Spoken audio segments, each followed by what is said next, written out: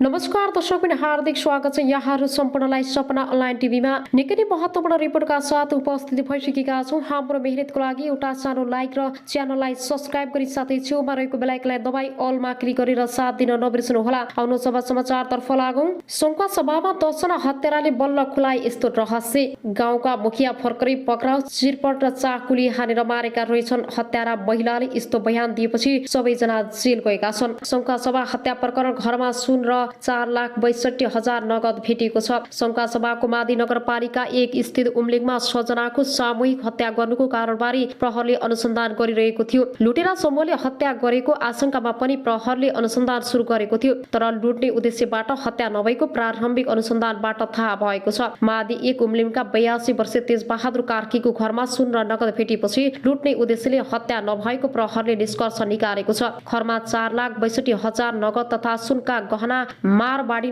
नौगेडी फेला परेको अनुसन्धानमा संलग्न प्रहरी उपरीक्षक एसपी भीम दाहालले रातो पार्टीलाई बताएका छन्। सम्पत्ति तलमाथि भएको छैन। एसपी दाहालले भने आमा बुहारी र नातिनी बुहारीले लगाएको सुन सबसँगै फेला परेको छ। मादी नगरपालिका 1 घर भएका तेजबहादुर कार्की, आमा पार्वती कार्की, श्रीमती कमला बुहारी, 32 वर्षीय सञ्जना कार्की, 8 वर्षका विपिन कार्की र 5 वर्षका गोमा कार्की सब सोमबार बिहान फेला परेको थियो। सब फरक फरक स्थानमा फेला परेको थियो। हत्या अनुसन्धानका लागि केन्द्रीय अनुसन्धान ब्युरोका डीएसपी सुगुम कुबरको टोली पनि घटनास्थलमा पुगेको छ। जटिल घटना भएको हुनाले अनुसन्धानमा मेहनत गर्नुपर्ने अवस्था रहेको सङ्खुवा सभाका डीएसपी लालदो सुवेदीले रातो पार्टीलाई बताएका छन्। विभिन्न कोणबाट अनुसन्धान गर्दैछौँ। घटनास्थलमा रहेका डीएसपी सुवेदीले भने लुटपाटको सम्भावना छैन। हतार गर्दा नकारात्मक रिजल्ट आउने हुनाले सचेततापूर्वक अनुसन्धान गरिरहेका छौँ। प्रहरले घटना संलग्न नौमिग्न भनेर सतर्कता अपनाएको छ। एसपी राईका अनुसार घटना संलग्नहरू भाग्न सक्ने सम्भावित नाकाहरूमा निगरानी बढाएको छ।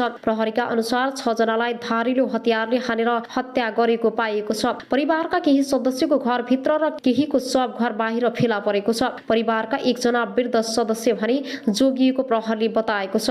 उनी घाइते छन्। उनी आँखा पनि नदेख्ने र कान पनि नसुन्ने अवस्था रहेको बताएको छ। प्रहरीका अनुसार जिल्ला प्रहरीको टोली पनि घटनास्थलतर्फ गएको छ। घर घटना भएको गाउँको एकान्त रहेको बताएको छ। घटना गैर राति नै भएको अनुमान गरिएको छ भने बिहान मात्रै प्रहरले खबर पाएको थियो। संघीय प्रहरी कार्यालय धरानबाट प्रहरी उपरीक्षक भीम बहादुर दाहाल नेतृत्वको विशेष टोलीले घटनास्थल पुगेर सूक्ष्म अध्ययन तथा अनुसन्धान सुरु गरेको थियो। सोमबार बिहान एकै परिवारका 6 जनाको हत्या भएको खबर जानकारी हुने बित्तिकै स्थानीय प्रहरी कार्यालय, प्रहरी चैनपुर र जिल्ला प्रहरी कार्यालयबाट घटनास्थलमा प्रहरी पुगेको थियो। घटनास्थल पुगेका प्रहरीले 6 जनाको शव र घर परिवार विभिन्न स्थानबाट छटपस्ट भेटेका थिए। घटनाको प्रकृति हेर्दा जिल्ला प्रहरीले मात्र घटनाको पर्याप्त अनुसन्धान हुन नसक्ने भएपछि संघीय प्रहरी कार्यालय धरानबाट तालिम प्राप्त कुकुरसहित प्रहरीको विज्ञ टोलीलाई बोलाइएको थियो। उक्त टोलीले घटनास्थलको सूक्ष्म अध्ययन गरिसकेपछि शव परीक्षणका लागि मंगलबार बीबी कोइराला स्वास्थ्य विज्ञान प्रतिष्ठान धरान पठाइएको छ। घटनाको थप अध्ययनका लागि तालिम प्राप्त कुकुरसहितको विज्ञ र प्रहरी टोली अभियुक्त पत्ता नलागेसम्म घटनास्थलमा नै रहने जनाएको छ। घटनालाई थप अध्ययन तथा अनुसन्धानका लागि नेपाल प्रहरीको केन्द्रीय अनुसन्धान ब्युरो, प्रहरीको केन्द्रीय अनुसन्धान सीआईबी लगायतको टोली घटनास्थल आउँदै गरेको जिल्ला प्रहरी कार्यालयका प्रमुख एवं प्रहरी नायब उपरीक्षक लालदो सुवेदीले जानकारी दिए। 82 वर्षीय बदमान कार्कीको परिवारमा उक्त नरसंहार भएको हो। घरमा रहेका 7 जना मध्ये उनी मात्रै सकुशल छन्। अरू 6 जनाको भने हत्या गरिएको अवस्थामा यत्र तत्र शवहरू भेटिएका छन्। प्रहरीका अनुसार बदमानकी पत्नी 82 वर्षीय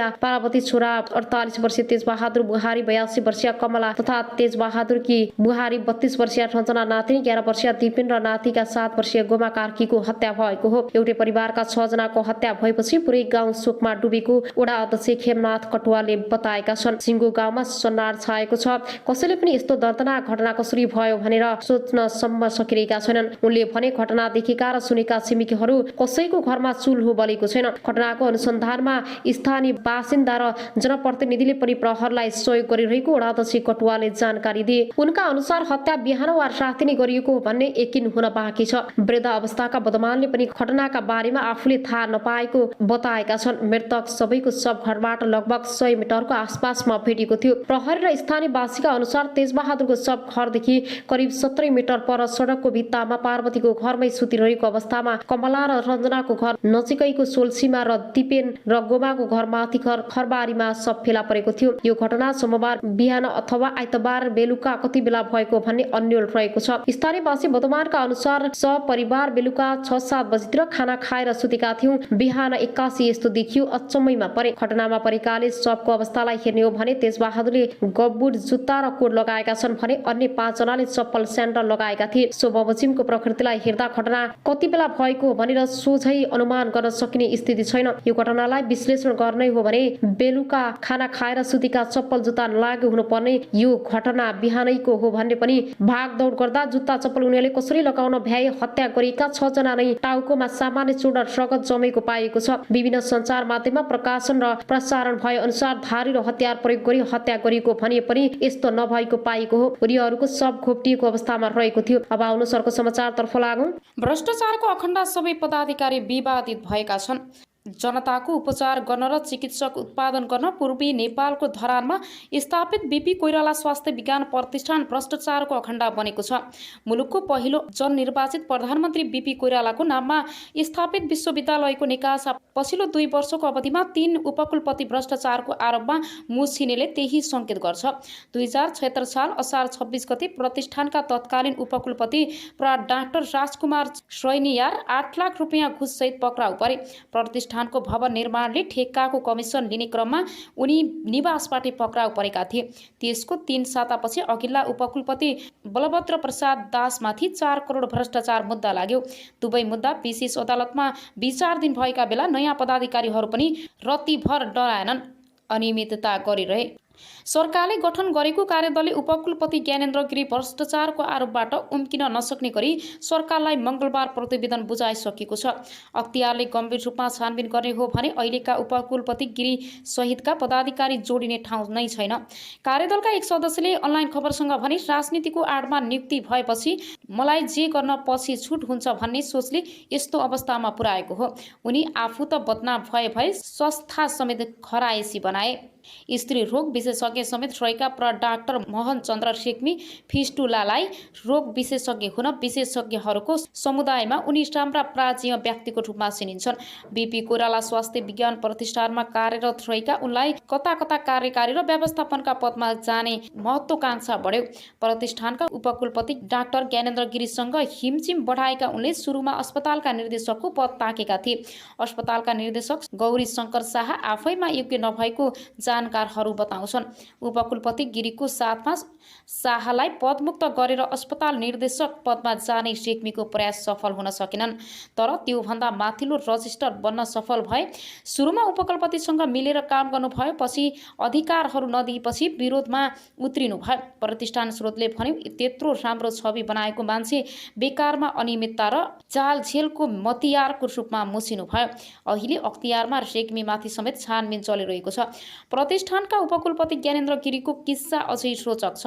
लामो समय कोशी अञ्चल अस्पताल विराटनगरका काम गरेका गिरीले सेवाकालको अन्तराधीर सुनिल शर्माहरूसँग मिलेर नोभेल मेडिकल कलेज खोलेर संस्थापक अध्ययन पनि भए। शर्माको समूहले चेपुवामा पारेपछि उनी कौडीको भावमा शेयर बेच्ने बाध्य भए। त्यसपछि गिरीले अख्तियारका तत्कालीन प्रमुख लोकमान सिंह कार्कीका नातेदारसँग मिलेर विराट मेडिकल कलेज खोले। लोकमानको शक्तिको आडमा विराट मेडिकल कलेजले काठमाडौँ विश्वविद्यालयबाट विस्तारित कार्यक्रममा नाममा सम्बन्ध पार्यो। गिरी काङ्ग्रेस नेता शेखर कोइरालाका नजिकका कार्यकर्ता थिए। प्रतिनिधि सभा निर्वाचन 2074 मा काङ्ग्रेसले सुनिल शर्मा मोरङ 3 मा उम्मेदवार बनाएपछि गिरी कोइरालासँग मिचिए। आफ्नो पुरानो पद्धतिलाई टिकट दिएको झोकमा उनले सुनिल शर्माका प्रतिस्पर्धा उम्मेदवार बनेका नेकपा एमाले नेता भानुभक्त ढकाललाई निर्वाचनमा सघाए। त्यति बेला गिरीले ढकाललाई सबै रूपमा सहयोग गरेको जानकारहरू बताउँछन्। वाम गठबन्धनको सरकार बन्यो। तत्कालीन प्रधानमन्त्री केपी शर्मा ओलीले ढकाललाई 28 साउन 2074 मा कानुन मन्त्री बनाए। तर 4 मङ्सिर 2076 मा ढकाल स्वास्थ्यमा आएपछि चुनावमा गरेको सहयोगको गुण तिर्नै गिरीलाई प्रतिष्ठानको उपकुलपति बनाएका थिए।